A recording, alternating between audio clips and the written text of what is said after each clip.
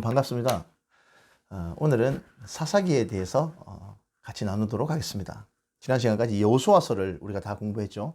약 7년간의 전투를 통해서 가나안 땅을 완전히 점령하고 여호수아가 지파별로 땅을 분배해주고 정착할 수 있도록 해주는 사건까지 우리가 공부를 했습니다. 자, 이제 지방 분권화가 이루어지게 될 겁니다. 지방에 각 지파별로 그 땅을 차지한 땅에서 이제 남아있는 가나안 민족들을 몰아내고 진멸하고 몰아내는 숙제가 남아 있었고요. 각 지파별로 레위 사람들이 배치가 되어서 그 성에서 그 지파를 교육하고 가르치는 일을 담당할 수 있도록 해주었습니다. 이렇게 했을 때 어떤 것을 기대하셨을까요? 하나님께서 직접 통치를 하시는 신정 정치, 신정주의, 민주주의가 아니라 신주주의 정치가 이상적인 정치로 이제 진행이 되는 장면을 우리가 보아야 될 것입니다. 지도자가 없지 않습니까? 여호수아가 죽고 난 다음에 지파별로 이제 나누어진 거죠. 자, 그러면 이제 레위인들을 통해서 교육을 받은 각 지파에서 무럭무럭 자라서 이제 남아있는 가나안 민족들을 다 몰아내고 하나님께서 원하시고 기대하시는 그런 이상적인 나라가 갖추어지고 주변 나라들이 그런 이스라엘을 부러워하게 만들어야 하는 그런 일들이 아직 남아있는 겁니다. 그렇게 되는지 한번 보겠습니다. 사사기는 역사를 봤을 때 한 360년 정도의 기간으로 봅니다. 물론 사사기라는 것이 모세 때도 재판관들이 나오죠. 각 지파별로 6명씩 72명의 재판하는 사람들을 뽑았는데 그 사람들이 바로 사사들입니다. 사사들. 사사기 할 때 사사들은요, 히브리어로 쇼페트, 쇼페팀이라고 하면 쇼페트의 복수인데 재판관, 재판관들이라는 뜻입니다. 사사라고 하면 이 단어 자체가 어려운데요. 자, 이 재판관들인데 실제로 전투 지도자의 역할을 같이 수행하는 부분들을 많이 보게 됩니다. 자, 사사기의 개요를 한번 보겠습니다. 사사기는 크게 세 파트로 나누어집니다. 첫 번째는요, 1장부터 3장 6절까지의 말씀입니다. 이 여호수아 이후의 개요에 대해서 나와 있습니다. 개요. 시대가 어떻게 흘러가고 있고 실제로 줄거리와 같은 내용이 바로 2장 6절에서 3장 6절까지의 말씀. 여기가 사실은 뒤에 이어질 사사기 21장까지 전체 내용의 줄거리 같은 겁니다. 줄거리. 이 내용을 잘 보면 사사기를 어떻게 읽어야 되는지에 대한 방향성이 뚜렷하게 나옵니다. 사사기가 어떤 내용인지. 그 뒤에는 세부적으로 이 줄거리 밑에 세부 내용에 불과하다고 볼 수 있습니다. 불과하다라고 하긴 그렇고, 예, 세부 내용이라고 볼 수 있습니다. 두 번째가 3장 7절부터 16장 31절까지 이어지는 12명의 사사에 대한 이야기입니다.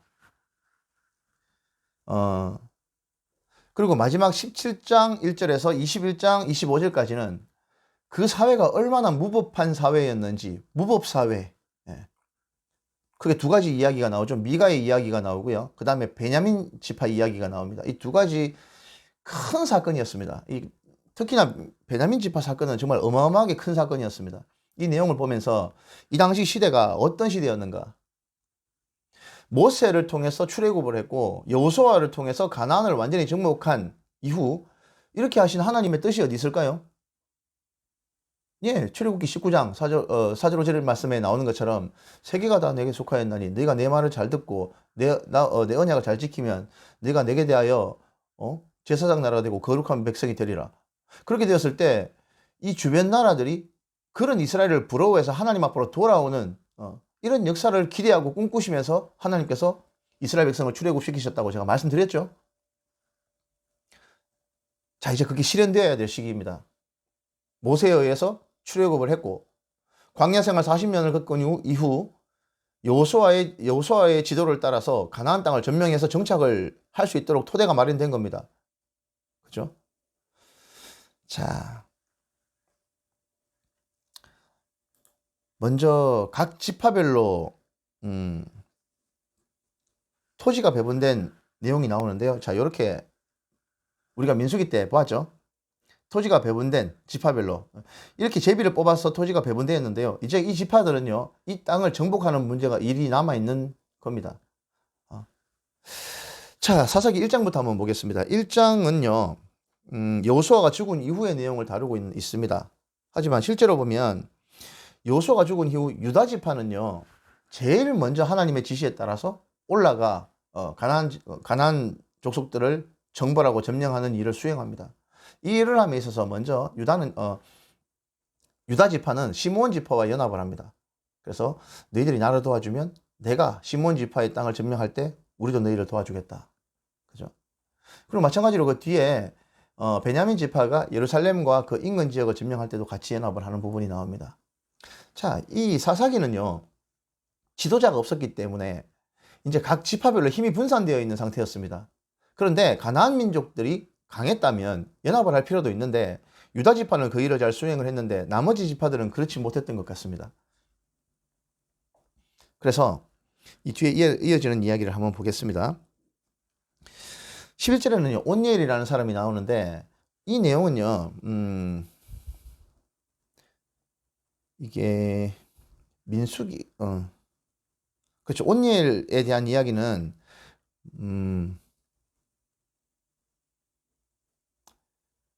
여호수아서 15장 13절에서 19절에 한번 나옵니다. 이 토지를 배분받고 갈렙에 의해서 유다 지파에 배분된 땅을 점령을 할 때 온니엘에 대한 이야기가 나오는데 지금 그 이야기가 반복적으로 한번 더 나옵니다. 온니엘이 더비를 쳐서 갈렙의 딸 악사를 아내로 얻는 내용, 그 내용이 쭉 이어지고요. 그 뒤에 에브라임 지파와 므낫세 지파도 각 지파가 배분받은 땅을 잘 점령하는 내용이 나옵니다. 근데 나머지 지파는 그렇게 가나안 지파들을 잘 쫓아내지 못했던 것으로 보입니다. 자, 사실은요, 이 사사기는 진짜 오늘 제목과 같이 이스라엘의 종교 암흑기입니다. 캄캄했던 시대입니다. 사실은 가장 밝아야 될 시대 아닙니까? 여호수아에 의해서 이제 활기차게 새로운 나라로 가기 위한 이제 건국을 하고 가장 힘있게 나가야 될 이 시점에 가장 암흑기, 이런 시기를 맞게 됩니다. 그 이유가 뭔지가 사사기 1장 27절부터 나오는데 한번 보겠습니다. 므낫세가 베스안과 그에 딸린 마을들의 주민과 다낙과 그에 딸린 마을들의 주민과 돌과 그에 딸린 마을들의 주민과 이블라함과 그에 딸린 마을의 주민과 무깃도와 그에 딸린 마을의 주민들을 쫓아내지 못하며 가나안 족속이 결심하고 그 땅에 거주하였더니 이스라엘이 강성한 후에야 가나안 족속에게 노역을 시켰고 다 쫓아내지 아니하였더라. 벌써 뭐가 좀 문제가 생기기 시작하죠. 그 뒤에 다시 보겠습니다. 29절입니다. 에브라임이 게셀에 거주하는 가나안 족속을 쫓아내지 못하며 가나안 족속이 게셀에서 그들 중에 거주하였더라. 계속 보겠습니다. 30절. 스불론은 기드론 주민과 나할롤 주민을 쫓아내지 못하였으므로 가나안 족속이 그들 중에 거주하며 하면서 노역을 하였더라. 31절, 32절 말씀입니다. 아셀이 악고 주민과 시돈 주민과 알랍 주민과 악십과 헬바와 아빅과 르홉 주민을 쫓아내지 못하고 아셀 족속이 그 땅의 주민 가나안 족속 가운데 거주하였으니 이는 그들을 쫓아내지 못함이었더라. 33절. 납달리는 베세메스 주민과 베다나 주민을 쫓아내지 못하고 그 땅의 주민 가나안 족속 가운데 거주하였으나 베세메스와 베다나 주민들이 그들에게 노역하였더라. 1장 34절 에서 36절까지의 말씀입니다. 아모리 족속이 다한 자손을 산지로 몰아넣고 골짜기에 내려오기를 용납하지 아니하였으며 결심하고 헤레서산과 야알론과 사알빔에 거주하였더니 요셉의 간문의 힘이 강성함에 아모리 족속이 마침내는 노역을 하였으며 아모리 족속의 경계는 아그라빔 비탈의 바위부터 위쪽이었더라. 심지어 단지파는요, 쫓아내지 못할 뿐만이 아니라 아모리 족속에게 쫓겨서 산으로 쫓겨나갑니다. 구석으로 몰려서 내려오지도 못합니다. 뭐가 좀 1장부터 뭐가 좀 많이 잘못되는 것 같죠? 하나님께서 뭐라고 말씀하셨습니까? 민수기의 말씀을 한번 찾아볼까요? 민수기 33장 55절에서 56절 한번 보겠습니다. 너희가 만일 그 땅의 주민을 너희 앞에서 몰아내지 아니하면 너희가 남겨둔 자들이 너희의 눈에 가시와 너희의 옆구리에 찌르는 것이 되어 너희가 거주하는 땅에서 너희를 괴롭게 할 것이요. 민수기에 이렇게 나와 있어요. 56절. 나는 그들에게 행하기로 생각한 것을 누구에게? 너희에게 행하리라. 그들에게 행하기로 한 것이 뭡니까? 그 땅에서 다 쫓아내고 진멸하는 거 아니었습니까? 그런데 이스라엘 백성이 그 땅의 주민을 쫓아내지 못하고 같이 동거하게 되면 어떻게 된다고요? 56절에 나는 그들에게 하나님께서 가나안 족속에게 행하기로 하셨던 것을 누구에게 행한다고요? 이스라엘 백성에게 행하겠다고 말씀을 하신 겁니다. 이렇게 분명히 말씀을 하셨는데도 불구하고 이스라엘이 강성한 유다 지파를 중심으로 한 그 남부 지역과 중심의 에브라임과 므낫세 지파를 중심으로 한 지역을 제외하고는 그렇게 썩 훌륭하게 그 지역의 가나안 민족들을 쫓아내지 못했다는 겁니다. 자, 사사기의 초반부는요, 굉장히 중요합니다. 그 뒤에 나오는 사사들이 나오는 이야기가 쭉 열거되어 있는 부분은요, 그냥 읽어보셔도 다 이해가 되는데, 1장에서 3장, 보겠습니다. 이 앞부분, 3장 6절까지의 말씀, 이까지의 내용이 사실은 사사기 내용의 전반적인 줄거리라고 말씀드렸죠. 자, 계속 보겠습니다. 여호수아와 장로들이 죽은 이후의 사건들도 열거되어 있는데요. 2장 6절에서 10절까지의 말씀입니다. 전에 여호수아가 백성을 보내매 이스라엘 자손이 각기 그들의 기업으로 가서 땅을 차지하였고 백성이 여호수아가 사는 날 동안과 여호수아 뒤에 생존한 장로들 곧 여호와께서 이스라엘을 위하여 행하신 모든 큰 일을 본 자들이 사는 날 동안에 여호와를 섬겼더라. 사는 날 동안에 여호와를 섬겼더라. 8절 여호와의 종 눈의 아들 여호수아가 110세에 죽음에 무리가 그의 기업의 경내 에브라임 산지 가스산 북쪽 딥나테레스에 장사하였고 그 세대의 사람도 다 그 조상들에게로 돌아갔고 그 뒤가 중요합니다. 그 후에 일어난 다른 세대는 여호와를 알지 못하며 여호와께서 이스라엘을 위하여 행하신 일도 알지 못하였더라. 교육이 안 되는 겁니다.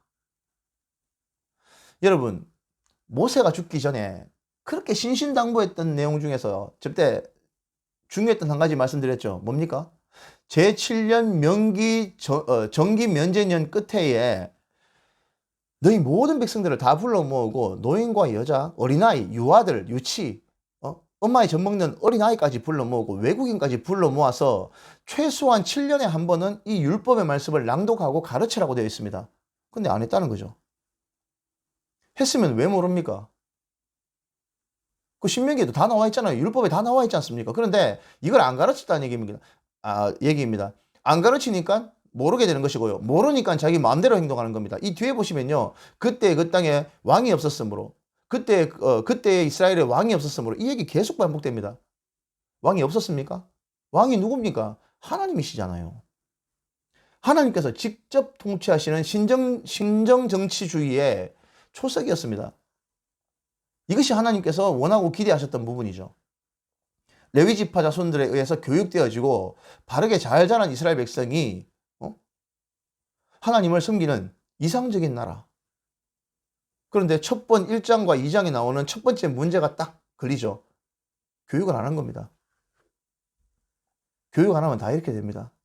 하나님의 말씀을 모르면 지 멋대로 믿습니다. 뒤에 보시면 아시겠지만 말끝마다 여호와를 위하여 여호와를 섬긴다 얘기를 하지만 하는 짓을 보면 전부 다 우상 만들고요. 지금 2021년도 현재를 살아가고 있는 우리가 이게 남의 얘기인지 한번 따져봐야 될 문제입니다. 사사기는요. 정말 심각하게 따져봐야 됩니다. 우리가 하는 행태랑 과연 우리는 이 사사기 내용에 나와 있는 사람들과 비교했을 때 나은가? 지금 우리가 하나님을 믿는 행태들은 어떠한가? 한번 비교해 봐야 됩니다. 사사기는 이런 면에서 매우 중요합니다. 계속 보겠습니다. 교육이 안 되고 하나님을 모르니까 어떤 일이 벌어집니까? 하나님을 버립니다. 이스라엘이. 자, 2장 11절에서 15절까지 말씀입니다. 이스라엘 자손이 여호와의 목전에 악을 행하여 바알들을 섬기며 당장 잘못되잖아요. 왜 이렇습니까? 모르니까요. 모르니까 그렇습니다. 애굽 땅에서 그들을 인도하여 내신 그들의 조상들의 하나님 여호와를 버리고 다른 신들 곧 그들의 주위에 있는 백성의 신들을 따라 그들에게 절하여 여호와를 진노하시게 하였으되 곧 그들이 여호와를 버리고 바알과 아스타롯을 섬겼으므로 여호와께서 이스라엘에게 진노하사 노략하는 자의 손에 넘겨주사 그들이 노략을 당하게 하시며 또 주위에 있는 모든 대적의 손에 팔아 넘기심에 그들이 다시는 대적을 당하지 못하였으며 그들이 어디로 가든지 여호와의 손이 그들에게 재앙을 내리시니 곧 여호와께서 말씀하신 것과 같고 여호와께서 그들에게 맹세하신 것과 같아서 그들의 괴로움이 어떻게 심하였더라. 앞으로 이런 사사기의 뒷이야기가 이렇게 진행될 겁니다. 자, 이렇게 하나님을 버린 이스라엘에 대한 하나님의 조치도 쭉 이어집니다. 2장 6절에서 23절 보겠습니다. 여호와께서 사사들을 세우사 노략자의 손에서 그들을 구원하게 하셨으나 그들이 그 사사들에게도 순종하지 아니하고 오히려 다른 신들을 따라가 음행하며 그들에게 절하고 여호와의 명령을 순종하던 그들의 조상들이 행하던 길에서 속히 치우쳐 떠나서 그와 같이 행하지 아니하였더라. 여호와께서 그들을 위하여 사사들을 세우실 때에는 그 사사와 함께 하셨고 그 사사가 사는 날 동안에는 여호와께서 그들을 대적의 손에서 구원하셨으니 이는 그들이 대적에게 압박과 괴롭게 함을 받아 슬피 부르짖음으로 여호와께서 그 뜻을 돌이키셨음이거늘 그 사사가 죽은 후에는 그들이 돌이켜 그들의 조상들보다 더욱 타락하여 다른 신들을 따라 섬기며 그들에게 절하고 그들이 행위와 패역한 길을 그치지 아니하였으므로 여호와께서 그들에게 진노하여 이르시되 이 백성이 내가 그들의 조상에게 명령한 언약을 어기고 나의 목소리를 순종하지 아니하였은즉 나도 여호수아가 죽을 때에 남겨둔 이방 민족들을 다시는 그들 앞에서 하나도 쫓아내지 아니하리니 이는 이스라엘이 그들의 조상들이 지킨 것 같이 나 여호와의 도를 지켜 행하나 아니하나 그들을 시험하려 함이라 하시니라. 여호와께서 그 이방 민족들을 머물러 두사 그들을 속히 쫓아내지 아니하셨으며 여호수아의 손에 넘겨주지 아니하셨더라. 자, 이렇게 계속 이스라엘 백성이 하나님의 말씀을 들으려고 하지도 않고 배우지도 않고 교육도 안 되다 보니까 잘못된 길로 가게 되죠. 그러니까 하나님께서 어떻게 하십니까? 돌이키라고 레위기와 율법에 나와 있는 것처럼 회초리를 드십니다. 그러면 죽겠다고 아이고 하면서 하나님 앞에 도와달라고 그럽니다. 그러면 사사들을 세워서 하나님께서 건져주십니다. 건져주시고 조금 살만하면 다시 이방을 따라서 우상을 숭배하고 이방 신상을 섬기러 다닙니다. 그러면 다시 여호와의 목전에 악을 행하였던 이 사람들을 징벌하기 위해서 또 이방 사람들을 들어서 칩니다. 이런 반복된 역사가 사사기의 역사입니다, 여러분.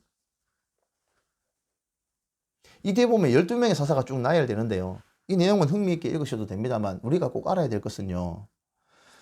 교육이 되지 않으면 하나님을 바로 섬길 수 없다는 점 명심하셔야 됩니다. 지금 여러분 이렇게까지 여호수아서까지 잘 따라오셨습니다. 그죠? 우리가 새하늘과 새 땅이 나오는 요한계시록까지 가야 됩니다. 이렇게 배우려고 하시는 분이 있는 반면에 지금 이렇게 매체가 발달돼서 인터넷만 틀면은 유수하고 훌륭한 목사님들이 나오셔서 하나님의 말씀을 바로 전하고 계시는 부분들이 많은데 안 봐요. 성경책 우리 손에 집에 보면 한 사람당 한 권도 아니고요. 우리 집에도 보면 사람 수보다 몇 배나 많습니다. 그런데요. 일반적으로 사람들은 성경을 잘 안 읽습니다. 왜 그런지 곰곰이 생각을 해봤는데요. 이거 읽으면 사람 될 줄 뻔히 아는데 마귀가 가만 놔두겠습니까? 안 걸려오던 사람한테 전화가 걸려오고요. 성경에 뜬금없는 사람에게 이상한 일이 벌어지기도 합니다. 성경 좀 피워가지고 읽어보려고 하면. 그런데 우리는요. 그 모든 것을 그런 모든 일들에도 불구하고 성경을 읽어 나가야 되는 숙제와 노력이 필요한 겁니다. 지금 또 이 강의가 약 1시간 남짓이 될 겁니다만 이거 이렇게 올려놨는데도 안 보는 사람들 많습니다. 관심사가 아니니까요. 당장 먹고 사는 문제가 아니니까. 그런데 이 성경을 모르면 지금 사사기에 나와 있는 시대의 백성들처럼 하나님을 모르는 사람들이 어떻게 가는지를 우리가 이 길로 따라갈 수밖에 없게 되는 겁니다. 자, 이렇게 우리가 2장에 나와 있는 내용까지 봤는데요. 자, 먼저 정복하지 못한 땅에 대해서 한번 보겠습니다. 우리가 이거 앞에서 봤던 부분이죠. 여호수아서에서도 나와 있는 것처럼 세 가지 지역이 있습니다. 그게 지중해 왼쪽 하단에 보시면은 이 블레셋 땅, 이거는 뭐 다윗이 완전히 점령하기 이전까지는 계속 이스라엘에게 엄청난 압박이 됩니다. 철기 문명을 가지고 뛰어난 군사 무기를 가지고 있었기 때문에 이스라엘이 감당이 안 되는 사람들이었습니다. 그 북쪽 지역입니다. 그 위에 있는 그술 지역과 아벡에서 헤르몬산 그 북쪽 지역, 이쪽 사람들은 쫓아내지 못하고 그대로 남아있는 상태였습니다. 자, 보겠습니다. 3장 5절에서 6절 말씀 한번 볼게요. 그러므로 이스라엘 자손은 가나안 족속과 헷 족속과 아모리 족속과 브리스 족속과 히위 족속과 여부스 족속 가운데에 거주하면서 그들의 딸들을 맞아 아내로 삼으며 자기 딸들을 그들의 아들들에게 주고 또 그들의 신들을 섬겼더라. 여러분, 입장 바꿔놓고 하나님 입장에서 한번 생각해 보세요. 아브라함과 언약하시고 이삭과 야곱을 통해서 그 언약을 이어가셨던 하나님께서 70명밖에 안 되는 야곱의 가족들을 애굽으로 보내셔서 430년간 250만 명이 넘는 이 어마어마한 민족을 이루게 하셨지 않습니까? 모세를 통해서 출애굽시키시고 여호수아를 통해서 가나안을 정복하고 자리까지 잡아주셨습니다. 그렇게 하신 이유가 뭐라고요? 예, 출애굽기 19장 4절 5절. 거룩한 백성이 되게 하며 제사장 나라로 삼기 위해서였습니다. 그런데 가나안 땅 들어가서 어떻게 합니까? 3장 5절에서 6절.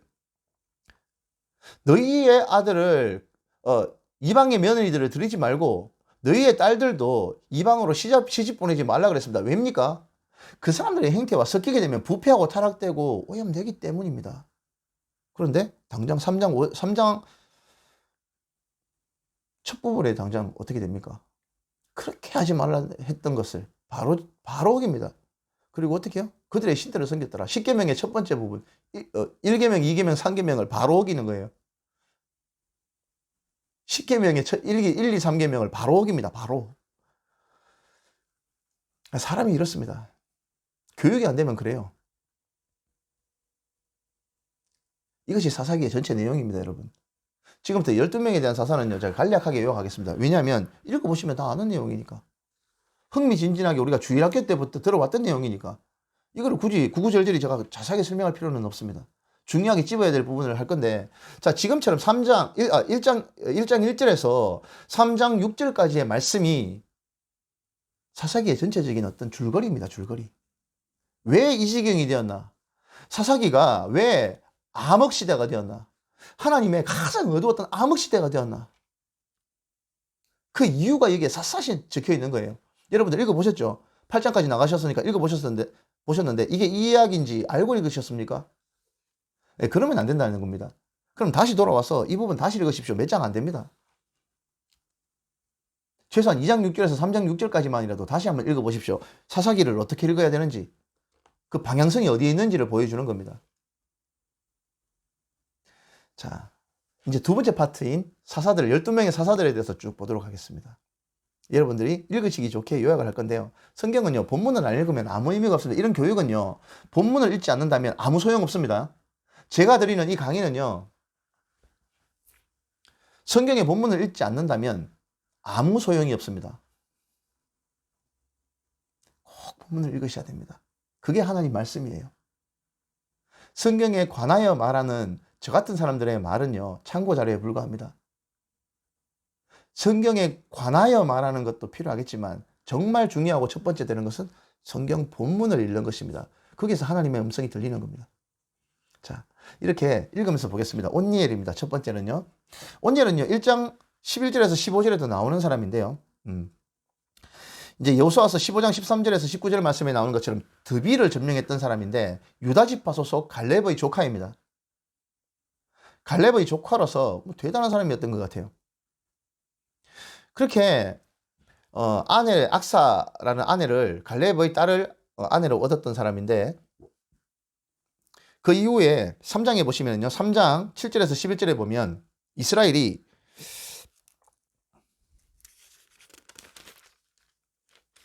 자, 3장 7절에 보면 반복되는 이야기 계속 나올 겁니다. 이스라엘 자손이 여호와의 목전에 악을 행하여 자기들의 하나님 여호와를 잊어버리고 바알들과 아세라들을 섬긴지라. 이 내용 계속 반복됩니다. 또 여호와의 목전에 악을 행하여, 다시 여호와의 목전에 악을 행하여. 자, 이때 메소포타미아의 왕 구산 리사다임이라는 사람, 구산이라는 사람인데, 리사다임은요, 두 배로 악한 자, 두 배로 사악한 자, 이런 뜻이라고 하네요. 되게 악한 왕이었던 것 같습니다. 이 구산 리사다임에게 하나님께서 이스라엘을 붙이셔서 18년간 압제를 당하게 하십니다. 그러니까 백성들이 고통 중에 하나님 앞에 부르짖죠. 구해달라고. 악을 행하였기 때문에 이런 일이 벌어진 겁니다. 그러니까 이 온니엘이 일어나가지고 구산 리사다임의 압제로부터 해방시키는 그런 지도자의 임무를 맡습니다. 첫 번째, 이스라엘의 첫 번째 사사입니다. 사사기의 첫 번째 사사라고 봐야 되겠죠. 자, 그렇게 40년간의 평화를 가져옵니다. 그 내용이 7절에서 11절까지의 말씀을 이어집니다. 두 번째는요, 사사는 에훗이라는 사람입니다. 에훗. 12절에서 30절에 나오는데요. 12절 말씀 보겠습니다. 이스라엘 자손이 또 여호와의 목전에 악을 행하니라. 이스라엘 자손이 여호와의 목전에 악을 행함으로 여호와께서 모압 왕 에글론을 강성하게 하사 그들을 대적하게 하시매. 살만하면 또 악을 행하는 거죠. 그래서 모압이라고 하는 지역은요, 지도를 보시면요, 요단강 오른편입니다. 오른편 그 사해 옆에 있는 이쪽인데요. 이 사람들이 연합군을 만들어 가지고 이스라엘을 쳐들어와 가지고 점령을 합니다. 또 18년간 구산 리사다임하고 비슷한 시기죠. 기간이죠. 18년간 이스라엘을 압제합니다. 그리고 조공을 받고 공물을 받습니다. 근데 예후시라는 사람은요, 베냐민 지파 사람이었는데요. 베냐민 지파는요, 전통적으로 되게 민족의 수는 많지 않았지만 전투력이 대단한 민족이었습니다. 어렸을 때부터 아이들의 전투력을 기르기 위해서 왼손잡이를 집중적으로 길렀다라는 기록이 있어요. 역사적으로. 일부러 어렸을 때부터 남자아이의 오른팔을 갖다가 묶었다고 합니다. 왼팔이 능숙하게 될 때까지. 이 뒤에 보면 21장에도 보면 이 진짜 처참한 사건이 벌어지는데요. 이 베냐민 지파 사건. 이때도 보면 왼손잡이 물매를 던지는 사람만 해도 엄청나게 많았고요. 지금 또 이 에훗도 왼손잡이였습니다. 왜 왼손잡이를 길렀냐면 적이 알아차리지 못하는 각도에서 돌멩이를 날리고 적이 알아차리지 못하는 각도에서 칼을 날라오게 하기 위해서 그랬다고 합니다. 보통 오른손잡이가 일반적이니까요. 이 에훗도 왼손잡이였습니다. 모압 왕에게 공물을 바치고 돌아가던 이스라엘을 보내고 자기는 다시 돌아가가지고 모압으로 돌아가가지고 에글론에게 가서 따로 긴히 할 말이 있다고 얘기를 합니다. 그래서 둘이 면담을 하는 자리에서 다리에 차고 있던 칼을 뽑아가지고 한 규빗 정도라고 하니까 칼 길이가 이 정도 되겠네요. 그죠? 이 정도 되는 칼을 여기 허벅지에 차고 있다가 빼가지고 얼마나 깊게 찔렀는지 손잡이까지 배에 다 들어갔다고 되어 있습니다. 성경 말씀에. 그렇게 암살을 하고 나오는데요. 신하들이 몰랐나 봐요. 한참 뒤에 알게 되었는데 그 길로 주랭랑을 쳐서 에훗이 이스라엘 본진과 합류를 해서 백성들을 이끌고 이 모압을 진멸합니다. 이렇게 모압의 압제로부터 이스라엘을 구해냅니다. 그렇게 에훗이 사는 동안 80년간 다스립니다. 굉장히 오래 살았죠, 에훗이. 네. 온니엘은 40년 동안 다스렸고 에훗은 80년간 다스렸습니다. 그 뒤에 삼갈이 짧게 나옵니다. 3장 31절에 보면 한 절 나오는데요. 아나스의 아들이라고 소개된 이 삼갈이라는 사람은요, 소모는 막대기로 블레셋 사람 600명을 죽였다라고 되어 있습니다. 이 사람은요, 에훗의 시대와 약간 좀 겹치는 부분이 있는 것 같아요. 네. 하지만 이 사람도 대단한 용력이 있었던 사람인 것 같습니다. 소모는 막대기로 어떻게 600명을 죽입니까? 성경 말씀이니까 뭐 당연히 사실이겠지만 대단한 것 같습니다. 그 뒤에 이어지는 것이 4장 1절에서 5장 31절까지 나오는 드보라입니다. 사사기의 사사 중에서 유일한 여자 사사입니다. 재판도 하고요. 뭐 말 그대로 사사가 하는 가장 중요한 임무가 재판이었기 때문에 백성들을 재판하고 하는 일은 남자와 똑같이 했습니다.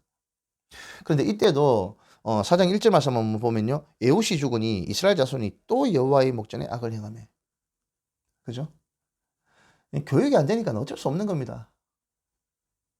교육이 안 되니까 주변에 있는 쫓아내지도 못했잖아요. 가나안 백성들. 그 사람들이 하는 신들을 보니까 사람들이 말초신경을 자극하는 어떤 종교, 그 신들을 그렇게 섬기거든요. 사람들이 모든 욕구를 충족시켜주는 그런 종교 행위입니다. 굉장히 음란합니다. 실제로 음란해요. 그런 걸 보니까 혹하지 않겠습니까? 눈이 튀어나올 만큼 아름다운 여자들이 신전에서 춤을 추고 그 여자들과 곡물만 갖다 붙이면 언제든지 자기의 육체적인 욕구를 채울 수 있는 이런 종교 활동이었기 때문에 남자들이 거룩하게 구별되라고 했던 하나님을 섬기는 것보다 이 사람들, 이 종교, 이 이방신들을 따라 섬기는 것이 훨씬 좋았겠죠. 교육이 안 되니까 이렇습니다. 교육이 안 되니까. 구별도 안 되고요. 따라가 버리는 거죠. 그 사람들이 하는 것이 좋아 보이니까 그대로 해버립니다, 그냥. 뭐 그게 잘못된지도 몰랐겠죠. 왜? 교육이 안 돼 있으니까. 자, 드보라에 대해서 한번 보겠습니다. 4장 1절에도 이런 이유 때문에 지도 보시면은 이게 지도가 좀 작죠, 여러분? 이 지도를 보시면은 이걸 갖다가 제가 설명드릴 때 지도가 잘 안 보이면 잠깐 스톱 누르시고요. 지도를 확대해서 보시면 성경 말씀에서 기록된 이 전쟁이 어떻게 흘러갔는지 이해하시는 데 도움이 됩니다. 이따가 좀 스톱 버튼 잠깐 누르시고 요거 키워서 한번 보시면 상당히 도움이 되실 거예요. 20년간 하솔 왕이라고 합니다. 이게 갈릴리 호수 주변에 있는 나라가 하솔인데요. 야빈이라는 사람의 압제를 20년 동안 받게 됩니다. 이스라엘이. 하솔 왕 야빈에게는요, 시스라라는 군대 장관이 있었는데요. 철병거 900대가 있었답니다. 이 당시에 보면 철기 문명을 가지고 있었던 민족은 그렇게 많지가 않았는데요. 철병거 900대를 가지고 지금으로 보면 전차에 가까운 것입니다. 농장기 같은 걸로 싸우는, 축창으로 싸우고 나무로 싸우는 그런 수준이었기 때문에 철병거가 있었다는 것은 지금의 탱크와 비슷한 위압감이라고 볼 수 있다고 하네요. 자, 그렇게 드보라가 바락이라는 사람을 세워서 먼저 병사들을 모읍니다. 군사들을 모아서 하나님의 지시에 따라서 이 하솔 왕 야빈과 싸우게 합니다. 그렇게 하니까 하솔 왕 야빈이 시스라라고 하는 군대 장관을 철병거 900대를 출동시켜서 이스라엘을 응징하기 위해서 나오는 장면이 나오죠. 이 본문 내용을 읽어보시면 압니다. 근데 바락이 얘기를 하죠. 드보라 보고 당신이 같이 안 가면 난 같이 안 가겠다고. 이게 그렇게 좋은 뉘앙스는 아니었던 것 같아요. 왜 나만 보내냐? 당신도 같이 갑시다. 이런 뉘앙스였을까요? 그러니까 드보라가 얘기합니다. 그래, 내가 반드시 나하고 같이 가겠다. 하지만 네가 시스라를 하나님께서 이기게는 해주시겠지만 네가 직접 시스라를 죽이지는 못할 것이다. 네 하는 거 보니까 네 손에 죽지는 않겠다라는 얘기죠. 그 실제로 이 전쟁에서 하솔 왕 야빈의 900대 철병거가 완전히 완패합니다. 이스라엘 백성에게. 하나님께서 도와주시면 철병거 900대도 소용이 없는 것 같아요. 대패한 시스라가 허겁지겁 도망갑니다. 어디로 도망가냐면 자기들과 동맹을 맺었던 겐 족속의 땅으로 도망갑니다. 도망을 가서 허겁지겁 살기 위해서 이제 도망을 가는데 거기에 보면 호밥의 자손 중에서 헤벨이라는 사람, 거기에 가서 이제 상수리 나무 앞으로 도망을 갔는데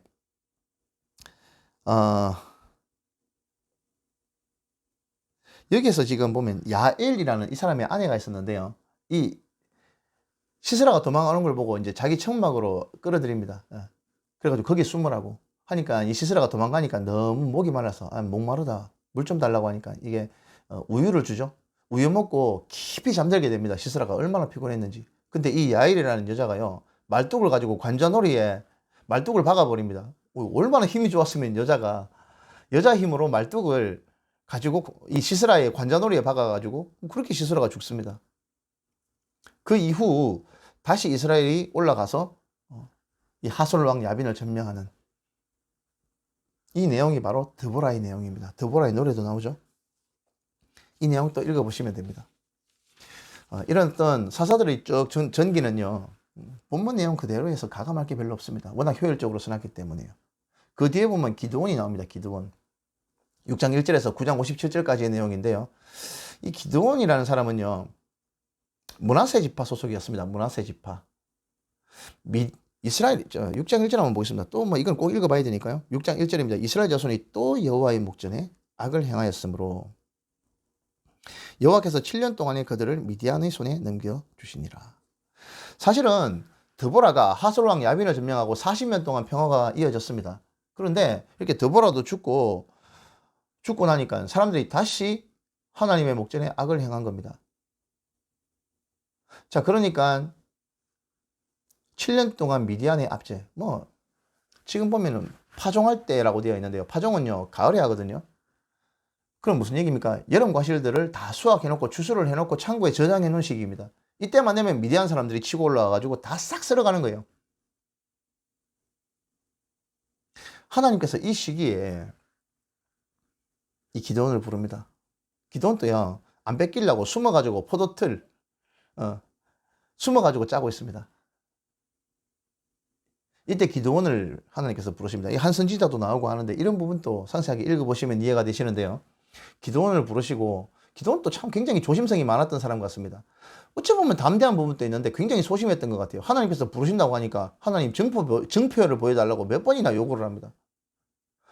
그래서 하나님의 사자가 왔을 때 국과 음식을 가지고 오니까 하나님의 사자가 그걸 드시지는 않죠. 어떻게 합니까? 바위 위에 부으라고 합니다.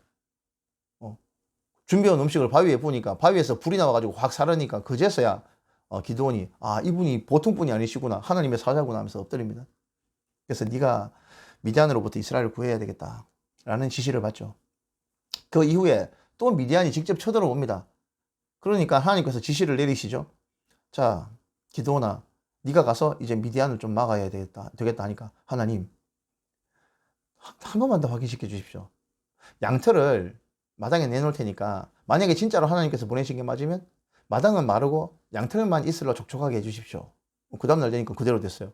그러니까 하나님, 한 번만 더요, 양털을 놔둘 테니까 양털만 마르고 마당만 촉촉하게 적게 해주십시오 하니까 하나님께서 그대로 또 들어주십니다. 이 내용이 쭉 나오는 게 기드온 내용입니다. 기드온은 꼭 이렇게 확인을 하고 넘어가야 되는 사람이었어요. 그렇게 백성들을 모았는데요, 미디안 대군들이 대충 숫자로 봐도 못해도 10만 대군이 넘었다고 되어 있습니다. 근데 이 미디안에 대응하기 위해서 너무 수탈이 심했기 때문에 하나님의 지시도 있었고, 그래서 이 기드온이 백성들을 모으니까 백성들이 우르르르 모였습니다. 너희들이 이 미디안과 싸우겠다고? 미디안이 10만 대군이 넘는데 모인 거 보니까 뭐 숫자가 턱없이 부족해요. 턱없이 부족한데 뭐 어쩌겠습니까? 그래도 싸워야죠. 하나님 보시기에 보니까 너무 많아. 너무 많아서 너 이거 너무 많아, 돌아가 하니까 2만 명이 넘는 사람들을 다 돌려보냈습니다. 무서워서 두려워하는 사람들은 다 가라고 하니까 또 쭉 떨어져 나가고요. 그래서 몇 명 남았습니까? 10,000명이 남았습니다. 10만 대군도 넘는 미디안 사람들과 싸우는데 이제 10,000명도 약 10,000명만 남았다는 거예요. 10대 1 게임이 되겠습니까? 그런데 하나님께서는요, 이것도 많아. 너가 이거 가지고 싸웠으면 또 너희들 힘으로 이겼다고 그럴 거 아니야. 이것도 많아. 테스트 한번 해봐라. 사람들 내려가가지고 강가에서 물을 먹게 해라. 물을 먹게 할 때 막 물을 먹는 모습을 봅니다. 이때 하나님께서 얘기하시죠. 벌컥벌컥 먹는 사람들 다 돌려보내고 손으로 떠서 개처럼 물을 할짝할짝 핥아 먹는 사람만 남겨라 하니까 그게 300명이었습니다. 여러분, 기드온의 300용사라고 하는데요. 용사라고 하면 보통 터프가이들 아닙니까? 힘도 세고 막 주변에 막 이것도 둘러보지 않고 막 되게 막 활발한 사람들을 용사라고 하는 거 아닙니까? 근데 제가 보기에 용사라기보다는요, 되게 조심성 많고 소심한 사람들이에요. 그 갈증이 나는 상황에서도 손으로 물을 떠서 할짝할짝 먹었으니까 분명히 뭐 우리가 알고 있는 터프 가이드라고는 좀 이미지가 많이 다르지 않습니까? 이런 조심성 있는 사람들 300명만 추립니다. 우리가 아시는 대로 이렇게 300명만 뽑아가지고 하는데도 불구하고 기드온이 주저하니까 하나님께서 너 그렇게 못 믿겠으면 너 사람 몇 명 데리고 미디안 진영으로 밤에 가가지고 걔네들 하는 이야기 잠깐 듣고 와 라고 얘기합니다. 진짜 기드온은요, 조심성 많고 소심했던 사람 같아요. 근데 기드온이 그렇게만 표현할 수 없는 것이 하나님께서 처음에 나왔을 때 이 대담한 부분도 있었던 것 같아요. 이 부분만 보면 되게 소심한 사람이었는데 앞에 아버지가 우상장사였거든요. 바알 신상을 만드는 우상장수였습니다. 하나님께서 기드온아, 너 가서 너가 아버지 만들었는지 우상 저거 때려 부수고 불살라. 소 가지고 가가지고 한 마리 거기서 잡아가지고 그 우상 때려 부순 걸로 나한테 번제 드려라. 그 한 마리는 올라가가지고 산에 올라가가지고 나를 위해 단을 쌓으라고 얘기합니다. 그러니까 밤에 사람들 한 10명 데리고 갔다고 하니까 이 기드온 집안이 제법 꽤 부자였던 것 같습니다. 집안이 굉장히 큰 집안이었던 것 같아요. 자기 종들 데리고 가가지고 바알 신상을 다 때려 부수고 그 나무로 하나님 앞에 번제를 드립니다. 그 다음날이 되었습니다. 사람들이 와보니까 바알 신상이 다 뽀개지고 거기다가 제단이 쌓여져 있네. 확인해 보니까 이 누구야 누가 그랬어 하니까 이 기드온이라는 놈이 그랬네. 당장 기드온을 처치하겠다고 사람들이 몰려오니까 기드온의 아버지가 누굽니까? 우상을 파는 우상 장사였지 않습니까? 그럼에도 불구하고 자기 아들을 감싸고 둡니다. 너희들 왜 몰려왔어? 하니까 네 아들이 바알 신상을 어제 저녁에 깨가지고 그 번제로 그냥 땔감으로 삼아버렸어. 당장 네 아들 내놔라 하니까 기드온이 아버지가 뭐라는지 아십니까? 아니 너희들이 왜 바알을 위해 싸우냐? 바알이 진짜 신이라면 바알이 직접 나와가지고 내 아들을 징벌하라 그래라. 맞는 말이죠. 그러니까 사람들이 아무 말 못합니다. 왜 바알을 위해서 너희들이 나서냐? 바알이 신이라면 쥐가 직접 나와가지고 직접 징벌하라 그래라. 여러분 또 이런다고 또 가가지고 또 저기 범어사나 상강사 가가지고 그 불상 가가지고 쪼개고 그러면 안 됩니다. 지금은 그런 시대가 아니에요. 근데 하나님께서 이렇게 지시한 부분을 담대하게 수행하는 면도 있었던 겁니다. 하지만 되게 조심스럽고 확인하고 또 확인하는 이런 꼼꼼한 스타일이었습니다. 이런 사람 성향이 필요했던 것 같아요, 하나님께서는. 왜냐하면 하나님께서 이스라엘을 구원해 주셨다는 것이 확실한 증표로 나타나야 되고 300명밖에 안 되는 군사로 10만이 넘는 미디안을 물리치려고 하면 하나님께서 지시하는 대로 해야 되거든요. 어떻게 합니까? 아시는 대로 300명에게 밤에 횃불을 들게 하고 한 손에는 뿔을 들게 합니다. 그리고 이 횃불은 항아리로 덮게 합니다. 그렇게 해가지고 미디안 진영에 가가지고 밤에 신호와 함께 항아리를 깨니까 불이 갑자기 확 밝아지잖아요. 그리고 막 나팔을 불어대니까 미디안 진영에서 난리가 났습니다. 대군이 몰려온다고. 천둥 번개처럼 막 어마어마한 갑자기 불이 확 밝아지면서 나팔 소리가 막 들리니까 저끼리 막 쳐 죽이기 시작합니다. 자, 그렇게 미디안 대군을 물리칩니다. 자, 그렇게 미디안 대군을 물리쳤지만 미디안의 장수였던 세바와 살문나가 막 도망을 치죠. 그걸 추격을 하는데 300명 말고 처음에 돌아갔던 백성들, 군사들 기억나십니까? 그 사람들이 다 다시 몰려와가지고 다시 합세해가지고 이 미디안의 도망자들을 추적하기 시작합니다. 그렇게 기드온이 미디안으로부터 이스라엘을 구원하는 장면이 나옵니다. 그 뒤에. 자, 우리가 눈여겨봐야 될 것이요. 8장 1절에 나오는 부분입니다. 에브라임 사람들이 기드온에게 와가지고 막 따집니다. 에브라임 지파 사람이. 왜 따지느냐? 너 미디안과 싸울 때 왜 우리한테 연락해가지고 같이 싸우자고 얘기 안 했어? 하면서 따집니다. 사실 이 에브라임 지파는요, 여호수아의 소속 지파였지 않습니까? 그래서 항상 보면 대접받고 싶어 하는 그 심리가 강했던 것 같아요. 너 나한테 와가지고 보고도 안 하고 너 미디안하고 싸우러 갔어? 뭐 어디서 배워먹은 버르장머리야? 뭐 이런 투였겠죠. 우리가 어른 지파인데 이런 뉘앙스입니다. 지금 보면. 그러니까 기드온이 뭐라고 합니까? 역시 잘 자란 아들인 것 같은데요. 막 달랩니다. 예. 뭐라고 되냐면 2절에 보면 에브라임의 끝물포도가 아비에셀의 만물포도보다 낫지 아니하냐. 이 무슨 아비에셀은 기드온의 그 집안 어른을 말하는 겁니다. 그 기드온의 집안.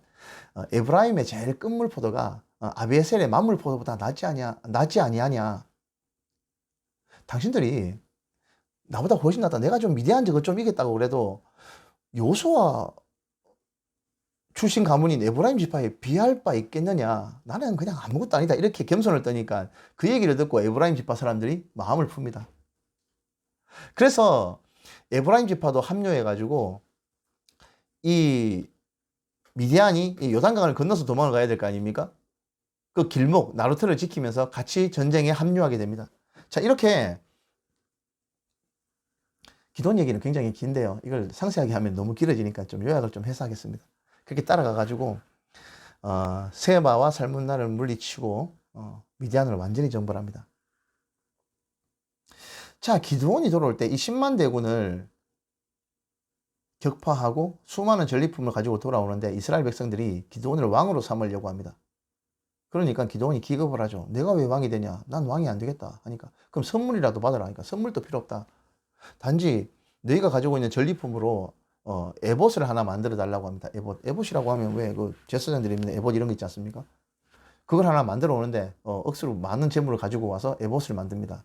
근데 이것도 문제가 돼요. 이걸 우상처럼 음란하게 섬겼다라고 되어 있습니다.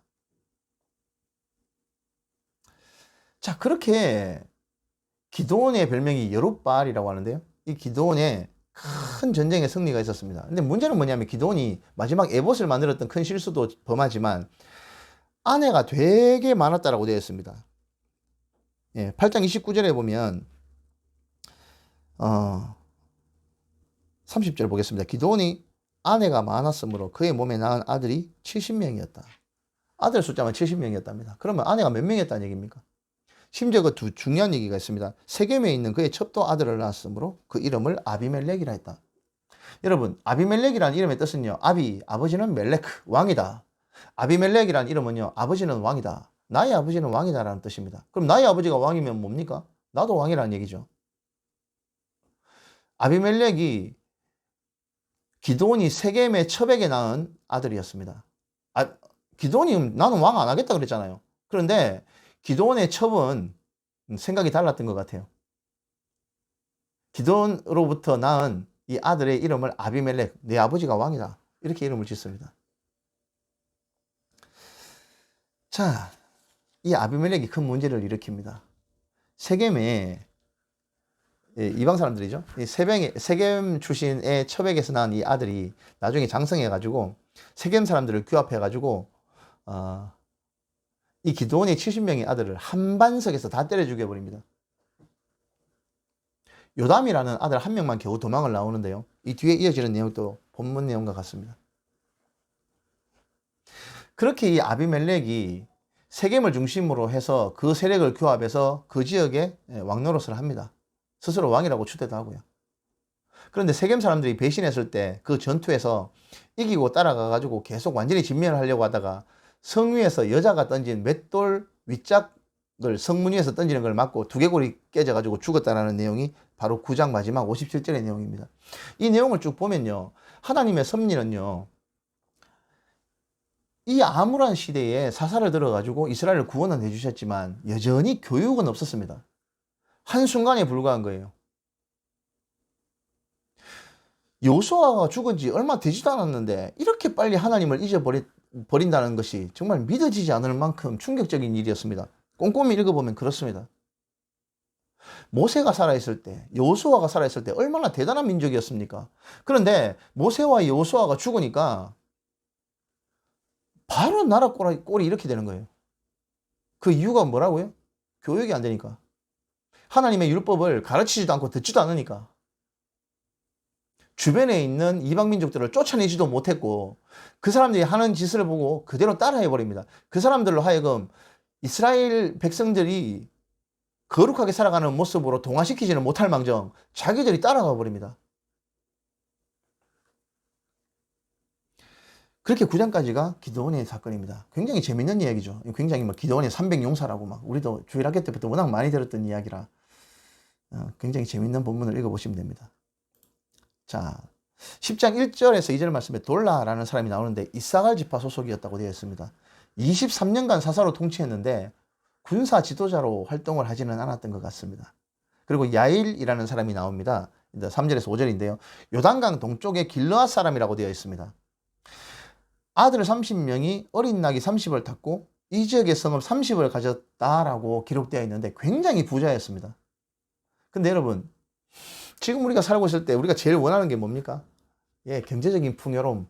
이것이 하나님께서 복을 주셨다라고 생각을 하는 사람들이 많습니다. 그렇게 생각하고 있는 것이 보통이고요. 그런데 성경은 이 야일이라는 이 엄청난 부자를 3절에서 5절까지 단 3장에 끝내버립니다. 한 사람의 인생을. 별로 볼 게 없었다는 얘기죠. 쥐 하나 이 땅에서 잘 먹고 잘 사는 게 뭐 그래 대단한 일인가. 마치 이런 투로 말씀을 하시는 것 같아요. 아들 30이 어린 낙이 30을 탔고 이 지역의 성읍 30을 가졌다. 성이 30개면 땅이 얼마나 넓었겠습니까? 그죠? 부자면 이런 한 줄 요약으로 정리가 되는 것 같습니다. 그 뒤에 10장 6절에서 12장 7절까지 입다에 대한 이야기가 나옵니다. 볼까요? 10장 6절입니다. 이스라엘 자손이 다시 여호와의 목전에 악을 행하여, 늘 어떤 대단한 사사가 나오기 전에는 항상 다시 여호와의 목전에 악을 행하여, 이 문구로 시작을 하죠. 이건 고정입니다. 고정. 바알과 아스타롯과 아람의 신들과 시돈의 신들과 모압의 신들과 암몬 자손의 신들과 블레셋 사람들의 신들을 섬기고 여호와를 버리고 그를 섬기지 아니하므로.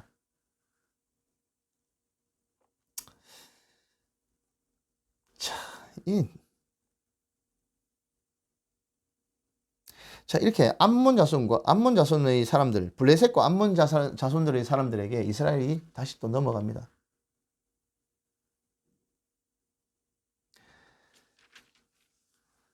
자, 읽으면서도 참 답답한 부분이에요.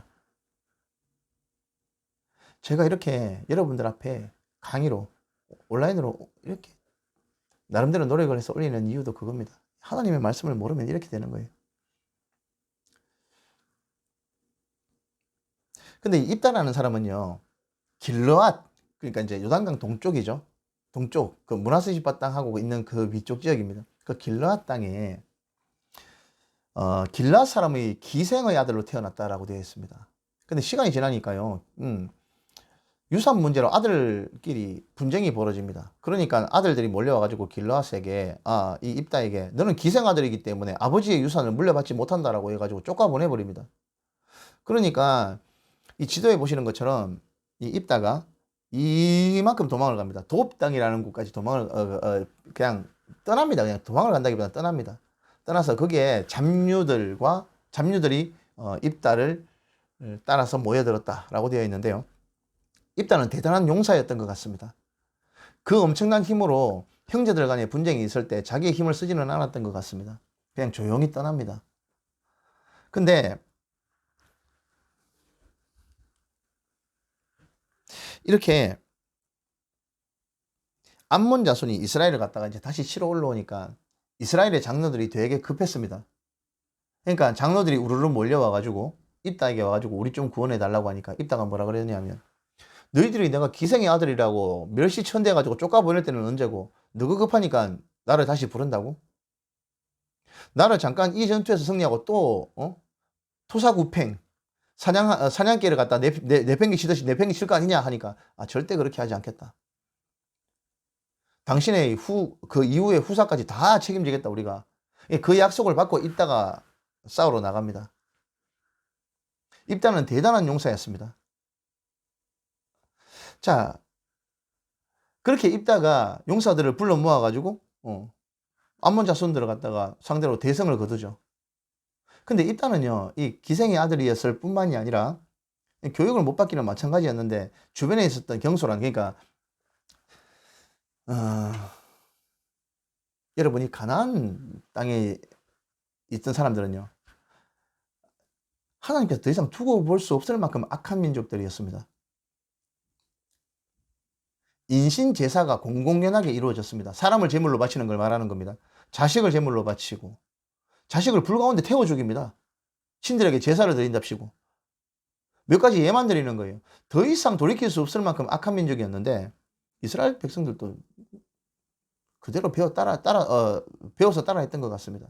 이따가 뭐라 그랬냐면, 내가 만약에 이 전투에 나가가지고 승리하고 돌아온다면 제일 먼저 반기로 나오는 사람을 하나님 앞에 번제로 드리겠다 그럽니다. 사람을. 이거 하나님이 기뻐하시는 겁니까? 율법서에 나오잖아요. 이런 거 하지 말라고. 그런데 이렇게 서원을 합니다. 그렇게 전쟁에서 대성을 거두고 돌아오는 입다에게 제일 먼저 뛰어나가지고 반응기는 사람이 누군지 아십니까? 입다의 외동딸. 소고를 들고 나와가지고 춤을 춥니다. 아버지를 반긴다고. 이 모습을 보고 입다가 무너집니다. 통곡을 합니다. 하나밖에 없는 외동딸.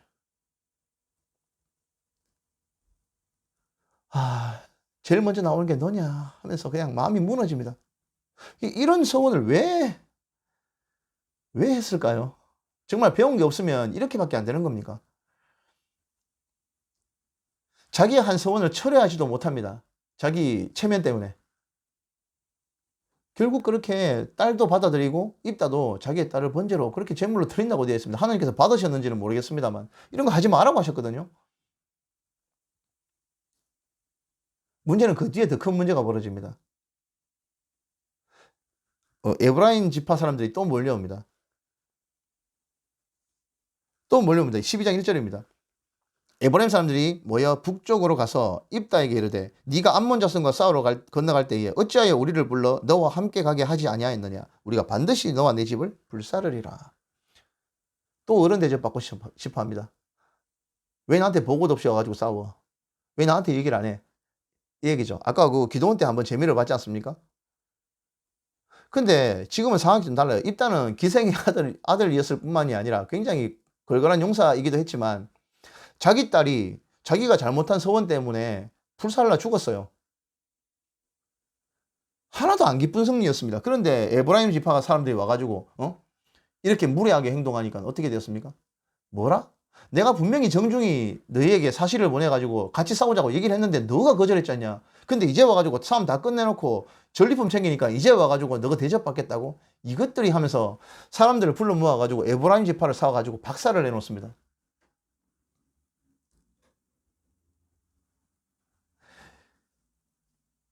길르앗 땅이라고 하면 요단강 동편이고요. 에브라임 지파는 요단강을 건너서 서쪽에 있었습니다.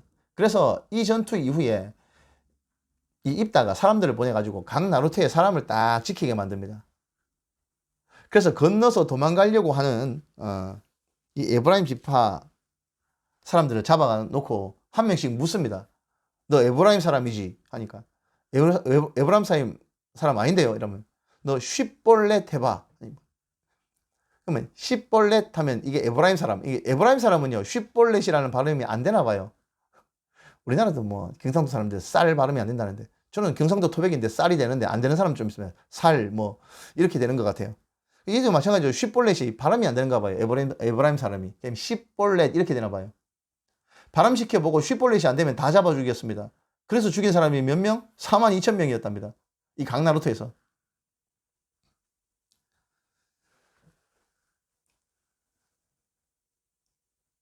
이렇게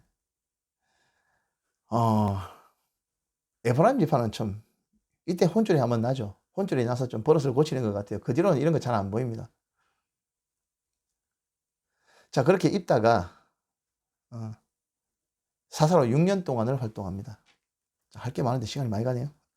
입산이라는 사람이 있고요. 엘론과 압돈이라는 사람이 쭉 나옵니다. 12장 8절에서 15절까지. 근데 입산이라는 사람은 한번 봐야 됩니다. 베들레헴 사람이었는데요. 사사로 7년 동안 활동했습니다. 성경에 짧게 한 줄 나와 있는데 아들 30과 딸 30이 있었는데 아들 30을 이방으로 장가 보내고 딸 30을 이방 며느리 30을 받아들이고 딸 30을 이방으로 시집 보냈다고 되어 있습니다. 이거 하지 마라 그랬잖아요. 하나님께서. 딸 30을 이방으로 보낸 거는 성경적으로 봤을 때 뭐 선교사라고 볼 수 있습니다. 왜냐하면 여자들은 가서 아이를 낳으면 거의 엄마들이 다 교육을 시키기 때문에 괜찮은 것 같아요. 그런데요, 이방에서 들어온 며느리가 문제입니다. 남자가 암만 잘 믿어도요, 죄송한데요, 남자분들. 자식은 엄마가 기릅니다. 엄마처럼 돼요. 솔로몬도 그랬잖아요, 솔로몬도. 솔로몬이 암만 잘 믿으면 뭐합니까? 이방 여자들 1000명의 아내를 뒀는데 1000명의 아내가 1000개의 우상을 가지고 이스라엘로 들어오지 않습니까? 마찬가지입니다. 이러니 나라가 이스라엘이 어떻게 되겠습니까? 짧게 나와 있습니다만 이 문구 자체에 하나님의 깊은 슬픔이 담겨 있는 거예요. 하나님의 뜻과는 정반대로 갑니다. 전혀 하나님의 뜻대로 되지 않는 세상. 엘론 나옵니다. 엘론은 스불론 지파로 10년 동안 활동했다. 짧게 나오고요. 압돈도 사사로 8년을 활동했다. 짧게 나옵니다.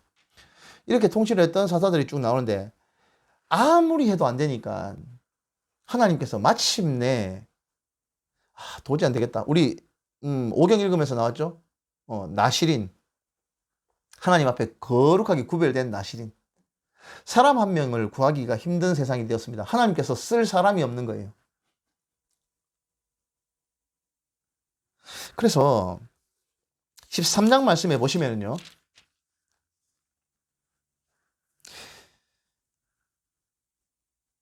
하나님께서 소라 땅 단지파 가족 중에서 소라 땅에 마노아라는 사람을 선택합니다.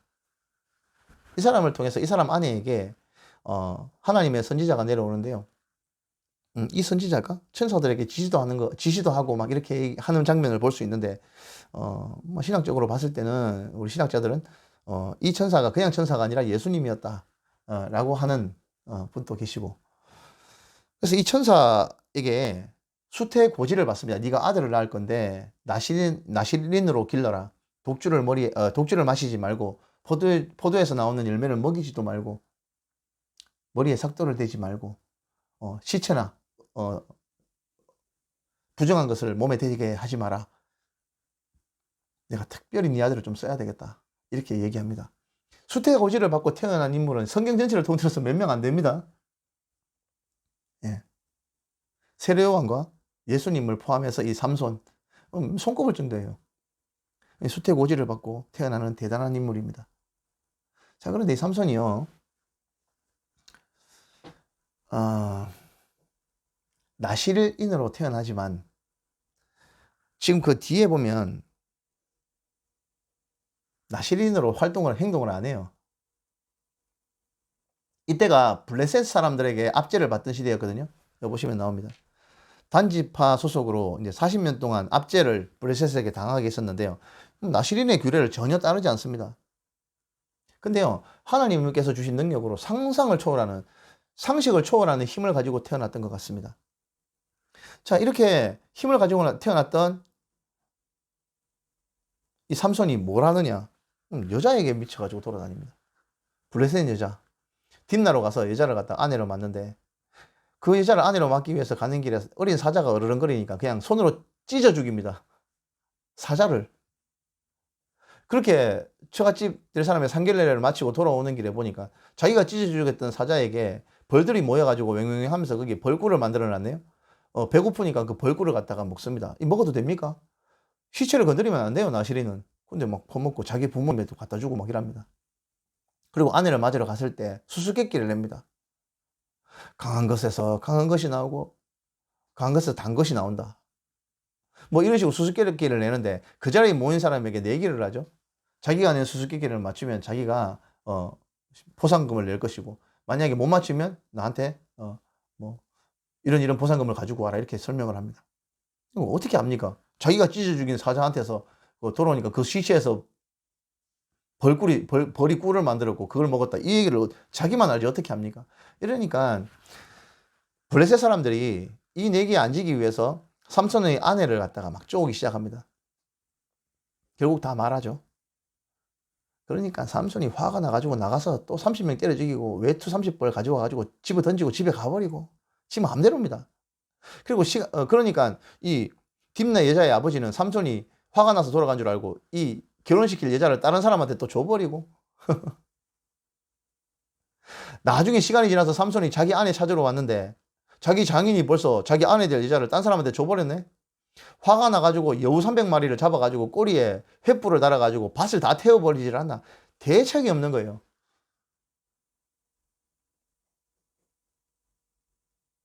힘은 얼마나 센지. 삼손을 잡아 가두기 위해서 성에 이제 삼손이 성에 들어가가지고 자고 있는데 블레셋 사람들이 몰려와가지고 삼손을 잡으려고 하니까 그 인기척을 듣고 나와가지고 성문을 갖다가 뗍니다. 여러분, 성문이 그냥 뭐 우리 집의 문도 좀 되게 큰 편인데 성문이 얼마나 크겠습니까?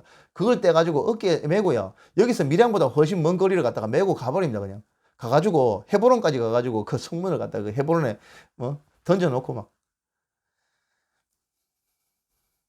읽어보시면 참 삼손 이야기는 참 파란만장합니다. 정말 삼손. 그 뒤에 누구를 만납니까? 예, 블레셋 여자 드릴라라는 기생을 만나죠. 비극이 시작되죠. 블레셋 사람이 드릴라를 꼬드겨서 삼손을 죽일 방법을, 처치할 방법을 알아내라고 합니다. 드릴라가 한테 완전 푹 빠졌던 삼손이 한 번, 두 번, 세 번까지는 거짓말을 하는데 여자가 더 이상은 이제 못 견디겠다고 막 쪼으니까 남자가 어떻게 배겨냅니까? 여자 못 이깁니다, 남자가. 사실대로 말을 하죠. 그러니까 머리가 밀려서 모든 힘을 잃고 두 눈이 뽑히고 물레를 돌리는 이런 처참한 상황까지 가게 되는 거예요.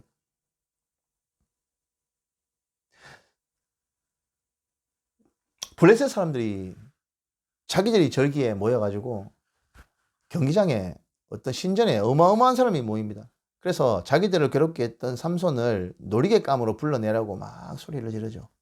그러니까 그 사이에 삼손의 머리가 좀 자랐던 것 같아요. 삼손이 마지막으로 하나님 앞에 기도합니다. 하나님, 이 원수를 단번에 갚게 해주십시오. 두 눈이 뽑힌 삼손이 신전이 이게 사람들 많은 데서 끌려 나오니까 사람들이 환호성을 지르고 난리가 났죠. 제주를 부려보라고 소리를 지릅니다. 그러니까 삼손이 자기 옆에 있던 사람에게 얘기합니다. 여기에 있는 기둥이 어디 있느냐?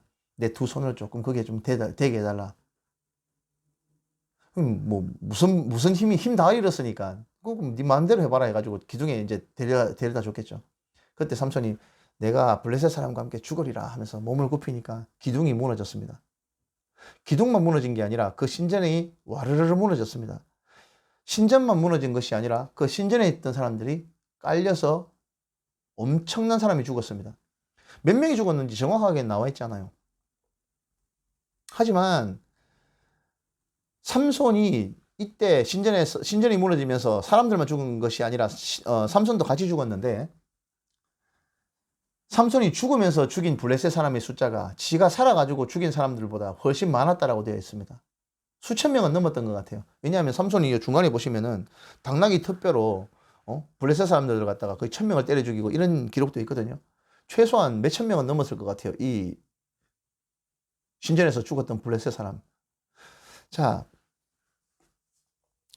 우리가 삼손 이야기를 보면서 신기한 이야기로만 치부할 것이 아니라 하나님의 입장에서 하나님의 심정을 한번 들여다봐야 돼요. 앞에 11명의 사사들을 통해서 이스라엘을 구원해 주셨지 않습니까? 하나님께서. 이유가 뭡니까? 이스라엘이 압제를 받을 수밖에 없었던 이유는 이스라엘이 그 백성들을 쫓아내지 못했고 그 백성들과 동화되었기 때문입니다. 그러니까 하나님을 떠나 하나님의 목전에 악을 행하였기 때문이고요. 이 버릇을 고치기 위해서 주변 나라들을 들어서 회초리로 때리신 겁니다. 그러니까 고통 중에 부르짖고 호소하니까 사사들을 세워서 하나님께서 구원해 주셨는데 11번이나 해도 그 못된 버릇을 고치지를 않는 거예요. 하다 안 되니까 나시린을 한 명 선택합니다. 오경에 나와 있는 것처럼 사람을 선택해서 어릴 때부터 나시린으로 길러요. 나시린이라면 제대로 좀 내 마음을 알고 내 뜻대로 행해주지 않겠나 했는데 이 삼손이라는 사람 하는 거 한번 보십시오. 지금 멋대로입니다. 교육이 안 되면요 나시린 아니라 어떤 사람을 데리고 가도 안 돼요. 사무엘이 나오기 이전까지 대책이 없는 겁니다. 여러분들 우리가 성경 공부하는 거 이거 작은 일 같습니까?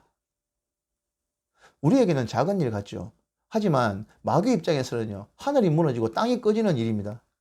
한 사람이 성경책을 펴고요 이 성경책을 읽어 나간다는 것은요 마귀의 입장에서는요 경천지동할 일입니다. 경천동지할 일이라고요. 한 사람이 하나님을 알아가는 과정에 있는 것입니다. 이 성경을, 이 우리의 눈과 생각이 성경에 박혀 있고 이 성경을 읽어 나간다는 것은 바로 그런 일입니다. 어마어마한 일이에요. 여러분 얼마 전에 월드컵 때 우리나라가 독일하고 축구할 때 손흥민이 마지막 골 넣는 거 기억하십니까? 그때 저는 얼마나 소리를 질렀는지 좋아가지고 와,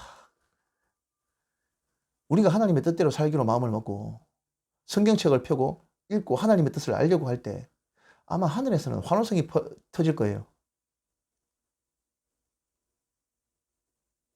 드디어 한 사람이 바르게 하나님 앞으로 돌아오는구나. 여러분들 제 강의 뿐만이 아니라 이 성경 읽는 거 지금 보니까 조회수도 초반보다는 좀 줄은 것 같은데 상관없습니다. 한 명만 들어도 괜찮아요. 단 한 명이라도 듣는 사람이 있으면 괜찮습니다. 왜냐하면 그것이 하나님을 마음을 알아가는데 도움이 된다면 무엇이든 괜찮아요.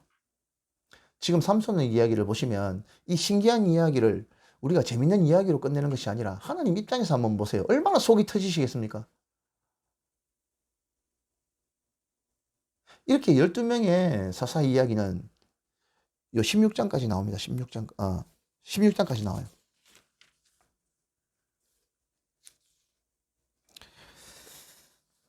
하나님의 뜻대로 안 되는 세상. 하나님의 백성들, 하나님께서 아브라함과 언약을 맺으시고 그 긴 시간 동안 하나의 큰 민족을 이루셔서 하나님께서 원하셨던 나라, 아브라함에게 약속하셨던 그 땅으로 돌아오게 하셨던 하나님.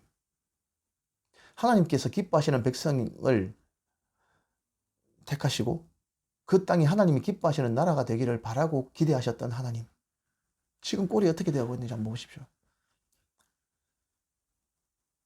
자, 지금부터 이어가지는 큰 두 가지 이야기를 한번 말씀드릴게요. 시간이 많이 지났지만 이건 해야 돼요.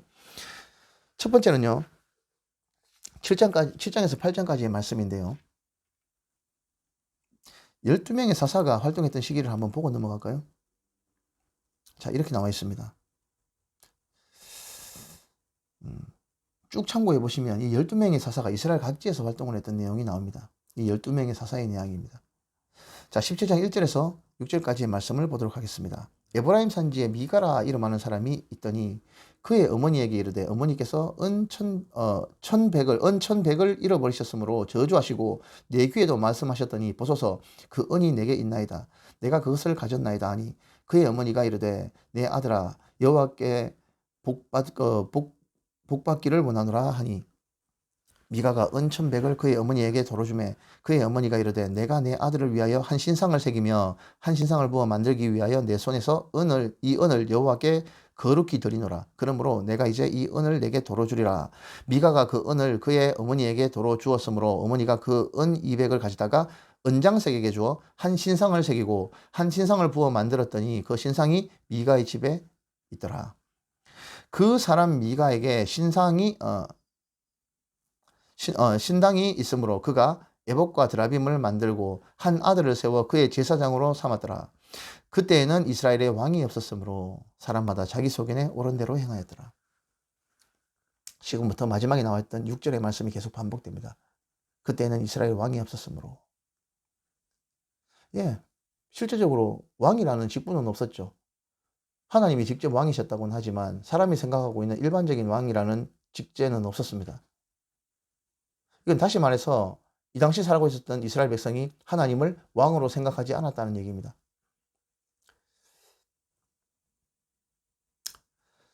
자, 이 이야기는 아주 작은 이야기, 에브라임 산지라는 이스라엘 중부 지역의 한 사람의 이야기로 시작됩니다. 그런데요, 한번 오늘 본문 말씀을 한번 보십시오.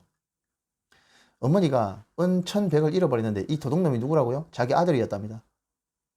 어머니가 은 훔쳐간 놈한테 저주를 퍼부으니까 무서워가지고 엄마 그 은 가져간 사람 낸대요 라고 자수를 합니다. 그러니까 엄마가 내 아들이 가져갔다고? 그러면서 얼굴색을 확 바꾸고 내 아들이 여호와께 복받기를 원하노라 하면서 입장을 바꿉니다. 입장만 바꾸는 것이 아니라 아들을 위해서 아들이 돌려주는 이 은으로 뭘 만들었다고요?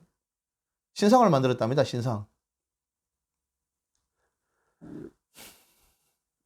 은장색에게 갖다 주어서 신상을 만들었다고 되어 있습니다.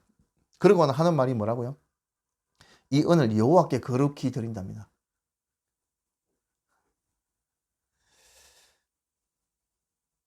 참 사람이 무지하면 이렇게까지도 되는 것 같아요. 지금으로 치면 이런 것 같아요. 하나님을 잘 섬기기 위해서 불상을 만들었다는 거 비슷한 거예요.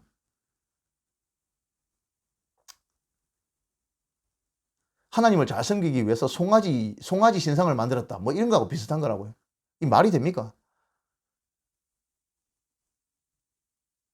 자, 그래서 유다 지파에 있었던 한 사람, 그 땅에 있었던 한 사람의 제사장, 레위 사람을 한 명 선택해 가지고 한 가정의 제사장으로 삼습니다.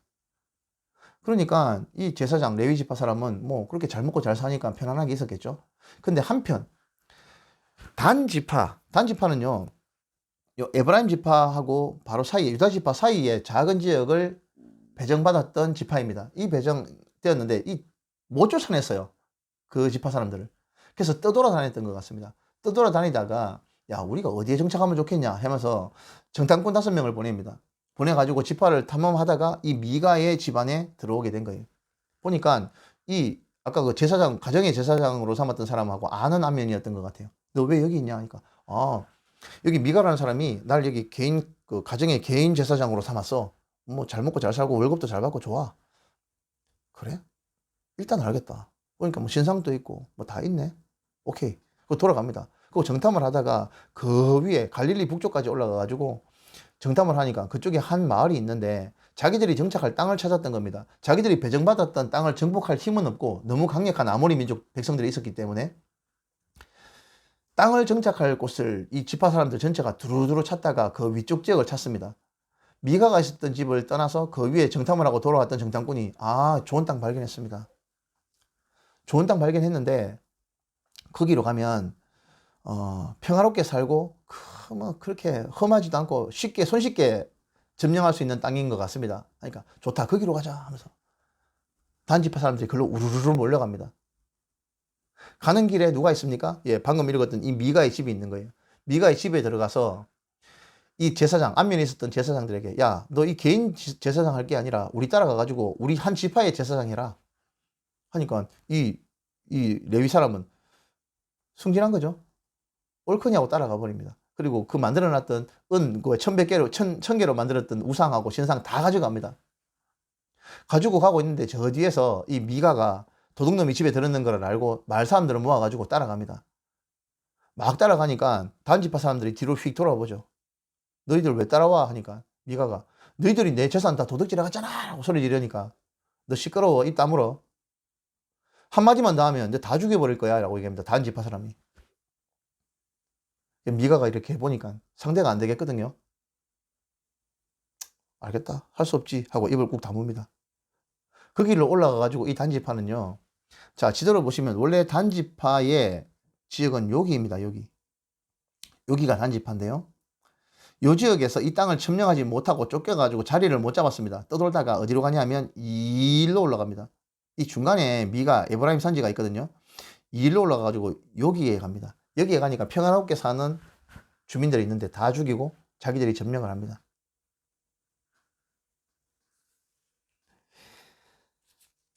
자, 그래서 단지파가 이 땅을 원래는 라이스라는 땅 지명이었는데 단지파가 자기들이 점령하고 이 지역을 단이라고 이름을 바꿉니다. 여기로 정착합니다. 이 이야기가 첫 번째 이야기입니다. 완전히 무법천지죠. 신상도 자기 마음대로 만들고, 한 지파가 자기 여호수아 때 배정받았던 땅을 점령하지 못해가지고 딴 땅으로 밀려나가지고 저 북쪽까지 도망을 가가지고 거기에 가지고 근근히 살아가는. 자, 이거는 작은 이야기였습니다. 두 번째 이야기 한번 볼까요? 9장 1절에서 2절 말씀입니다. 이스라엘에 왕이 없을 그때에, 또 왕이 없다 그러죠. 에브라임 산지 구석에 거류하는 어떤 레위 사람이 유다 베들레헴에서 첩을 맞이하였더니 그 첩이 행음하고 남편을 떠나 유다 베들레헴 그의 아버지의 집에 돌아가서 거기서 넉 달 동안을 지내매. 자, 또 작은 사건으로부터 시작합니다.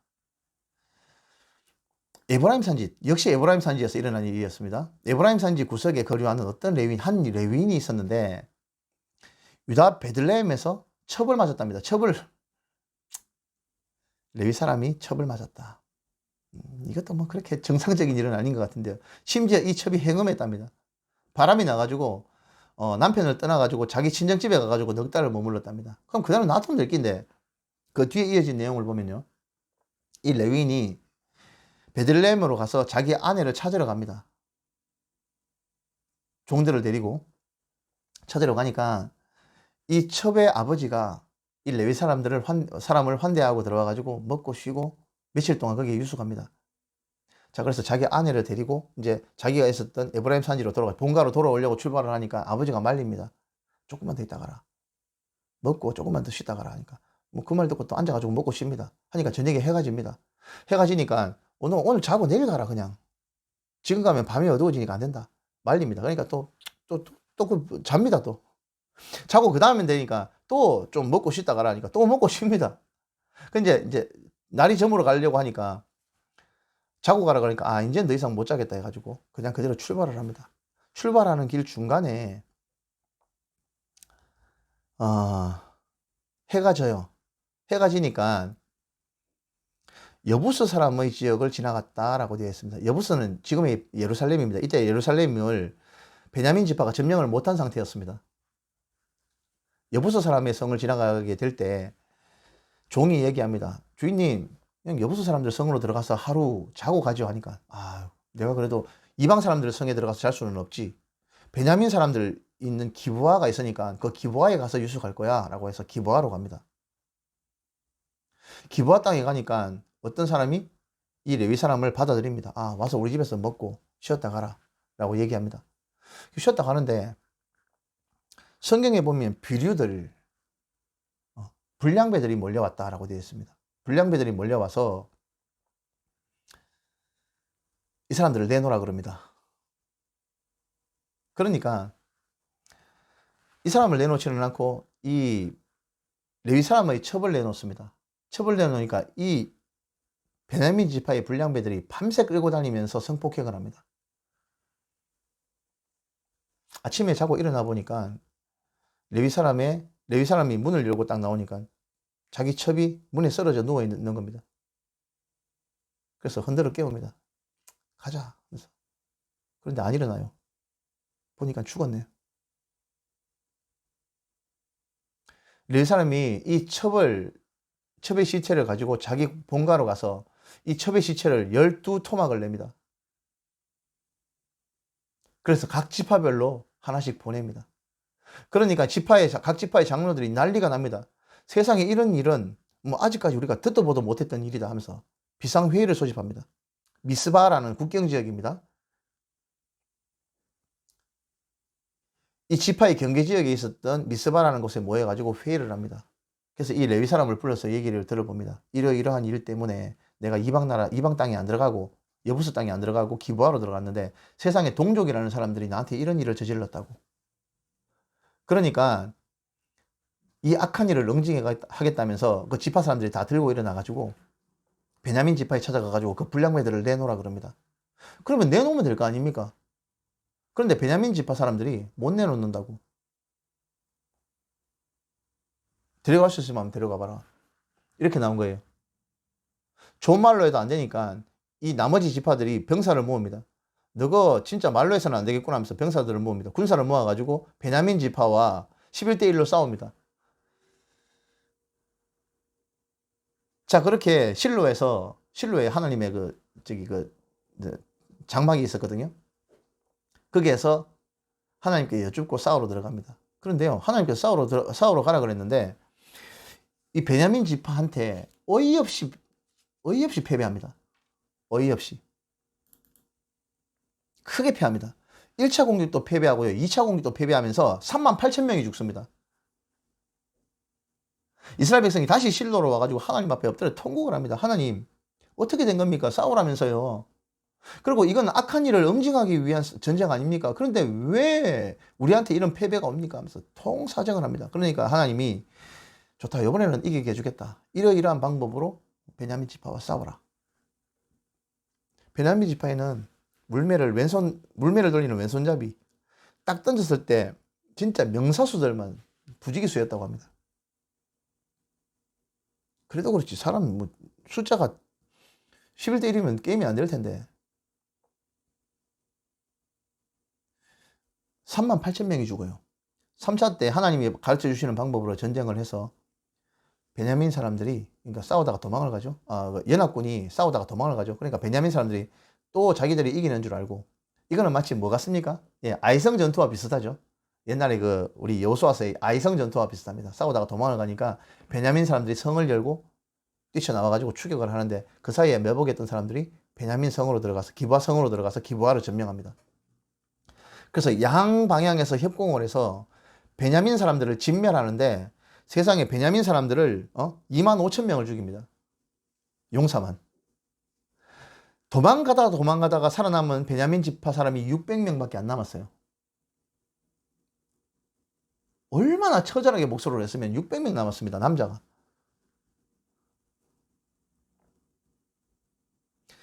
이스라엘 연합군이 3차 전쟁하기 전에 맹세한 게 있어요. 하나님 앞에.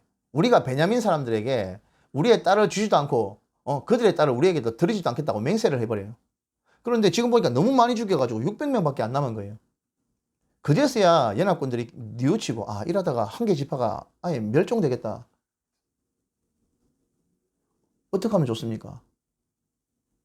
하니까 이때 이 전투의 싸움에 참여하지 않은 다른 지파가 있었어요. 그 사람들한테 가가지고 딸을 뺏어가지고 일단 줍니다. 이게 지금 마음대로죠. 그래도 600명의 아내를 다 못 채우니까 어떻게 하냐면 실로에 가서 이때 축제가 있는데 춤추면서 막 나오는 여자들이 있을 것이다. 너가 가가지고 너가 마음대로 데리고 가라고. 휴전을 하고 이런 식으로 여자들을 데리고 와가지고 이 600명들에게 조금 아내로 주면서 한 지파가 없어지는 것을 막는 사건이 바로 이 사건입니다. 이 기브아 사건. 어마어마한 사건입니다. 귀권 600명 남았어요.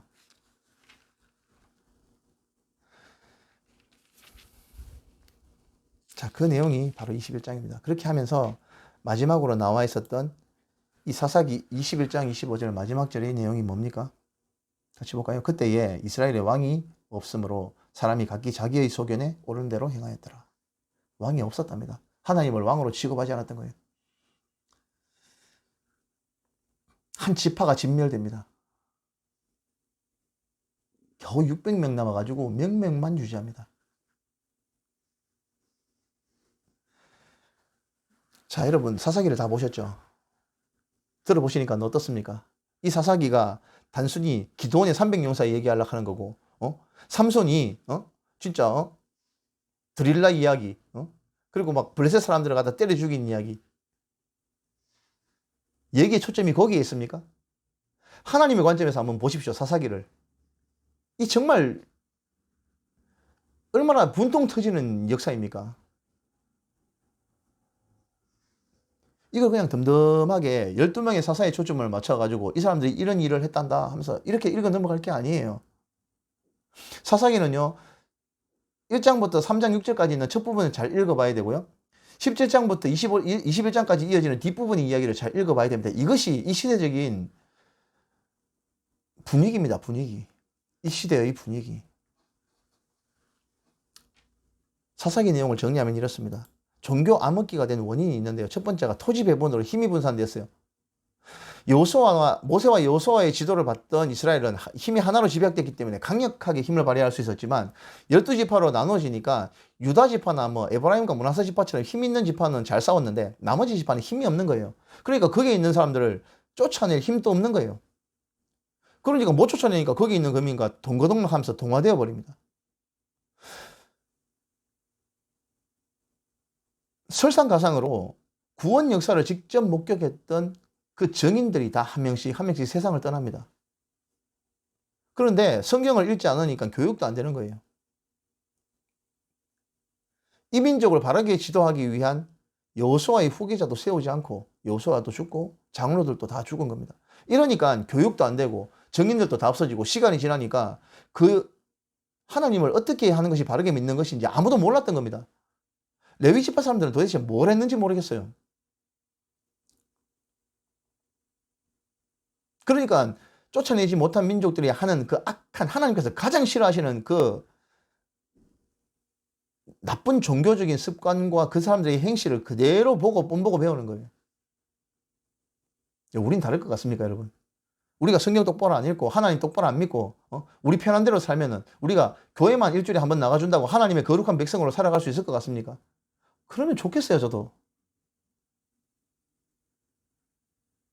성경을 예배를 드리는 것은 매우 중요합니다, 여러분.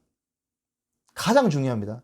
하지만요, 그것을 지탱해주고 그것을 유지해주고 우리의 기쁨과 우리가 새하늘과 새 땅 갈 때까지 우리를 유지시켜주는 것은 성경 말씀입니다. 말씀과 기도와 찬양, 이것이 우리의 건강, 영적인 건강을 유지해주는 가장 핵심적인 겁니다. 이게 삶 속에 없다면 여러분들 우리 다시 한번 우리의 삶을 되돌아봐야 됩니다. 타락의 역사를 한번 볼게요. 온 세상을 위하여 이스라엘 백성을 선택하셨죠. 하나님께서. 출애굽기 19장 4절 5절 다시 한번 읽어보시기 바랍니다. 그 중에 레위 지파를 선택했습니다. 출애굽기 때 모세가 내려오지 않자 아론을 통해서 금송아지 만들어가 춤추던 것을 응징했던 민족이 레위 지파였죠. 그래서 레위 지파라면 희망이 있겠다 싶었는데 레위 지파 중에서도 아론을 선택해서 제사장으로 삼았습니다. 이걸 해도 안 되니까 사사를 세웠죠. 오늘 사사기처럼. 사사를 세워도 안 되니까 나시린을 세웠습니다. 삼손이죠. 삼손을 세워도 안 되니까 나중에는 보시면 왕을 세웁니다. 사무엘서에 들어가 보면 사무엘 상서에 보면 왕을 세웁니다. 왕도 안 되니까 예언자들을 보내요. 너희들 이렇게 하면 안 돼. 예언자들도 타락하니까 어떻게 해요? 하다도 안 되니까 결국 하나님께서 독생자 예수님을 보낼 수밖에 없는 상황이 된 겁니다. 역사가 이렇게 암울하게 흘러가는 거예요. 여러분들 지금 전 세계를 한번 돌아보겠습니다. 코로나로 온 세계가 신음하고 있지만 실제로 그 이전으로 한번 돌아가 보면요. 우리 기독교 하나님을 믿는 신앙이 바로 서 있는 나라가 몇 개나 되는 것 같습니까? 미국? 유럽? 루터의 나라 독일?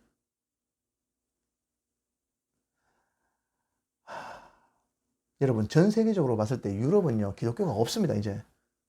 하나님을 믿지 않는 종교예요. 믿지 않는 나라입니다. 미국이요? 미국의 일부 경건한 교회 몇 개를 빼고는요, 온갖 이단들이 미국에서 다 나오고 있어요. 중국? 중국은요, 이단들이 들어가가지고 지금 쑥대밭이 되어 있습니다. 세상 전체를 뒤져 한번 보십시오.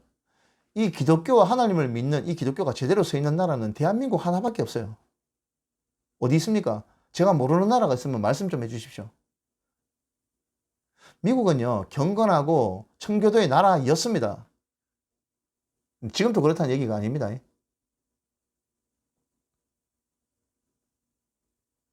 미국에는 아직도 그 명맥을 유지하고 있는 훌륭한 교회들이 있습니다.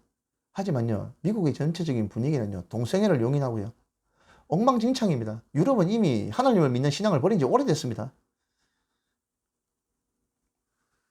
사사기가 옛날 이야기입니까, 여러분? 사사기는 옛날 이야기가 아닙니다. 2021년도를 살아가고 있는 지금의 이야기입니다. 매 7년 정긴 면제년에 한 번이라도 이 말씀을 어른, 아이, 노인 다 포함할 것 없이 외국인과 유치, 젖먹는 어린아이까지 데리고 가서 이 율법의 말씀을 읽어주라고 되어 있습니다. 낭독해주라고.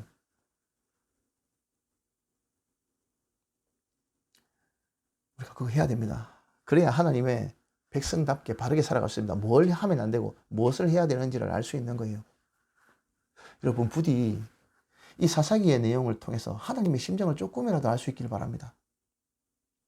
그래서 이 암울했던 종교 암먹기 시대가 우리 시대에서는 다시 한번 우리를 통해서 빛과 같이 정말 그 옛 뜨거운 여름의 마른 얼음물과 생수 같은 하나님의 백성들이 되시는 저와 여러분들이 되시기를 주님의 이름으로 축원합니다. 오늘 사사기 강의는 여기까지 하고 마치겠습니다. 수고하셨습니다.